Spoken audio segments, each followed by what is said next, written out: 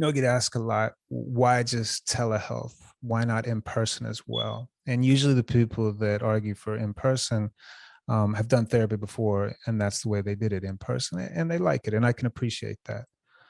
The other component that I hear is, it's important for rapport. It's important to meet somebody, to look them in the eye, to shake their hand, to share the presence of a room with somebody. That's how you get to know someone and open up. And I would say pre-pandemic, I was on that side of the aisle.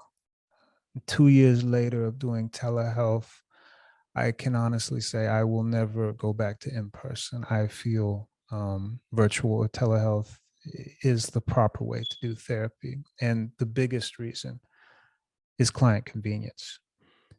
It's something that I highly, highly underestimated. And as a psychologist, you try your best to make a client comfortable. You pick out the couch, the chair, the artwork. It works for some, it doesn't work for others. But there's intangibles, right? They got to get off work. They got to drive there. They got to find parking. They got to pick up the kids. They might see somebody in the waiting room that they don't want them to know that they're in therapy. So a lot of things can happen that can work against you.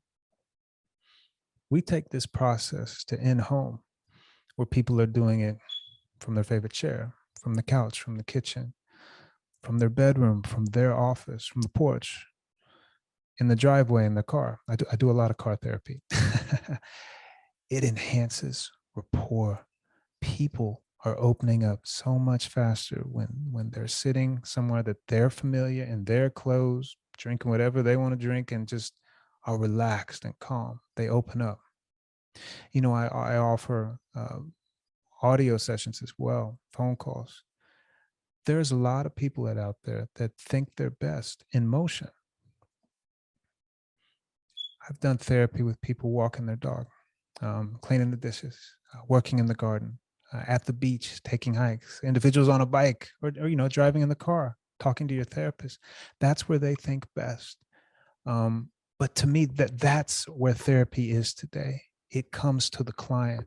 So it's no longer confined to my office on my uncomfortable couch. If you think best cruising in the car, let's talk in the car. If you want to do it from home, sitting in your bed, let's talk in your bed. I have found after doing this for 2 years, rapport is not an issue. In fact, it's been enhanced from doing things telehealth. Now, on the other side, there's personal inclinations for me as well. It works to my advantage. For one, it gives me freedom. It gives me freedom to move around. If I have my freedom, I feel like I'm more grounded. If I'm more grounded, I'm a better psychologist.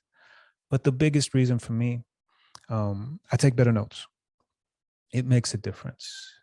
Before in person, I could jot down important tidbits on occasion, but you don't want to write too much in a session because it's distracting, and clients always wonder, what are you writing? What are you saying about me?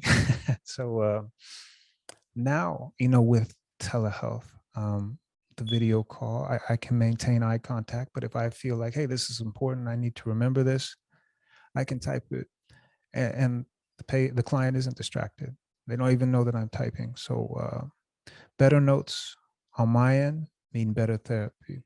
And picking your personal environment that you want to attend therapy in enhances rapport. And if you're going to talk about difficult things, your life, your marriage, intimate issues, existent issues, you might as well do it on your terms in your environment.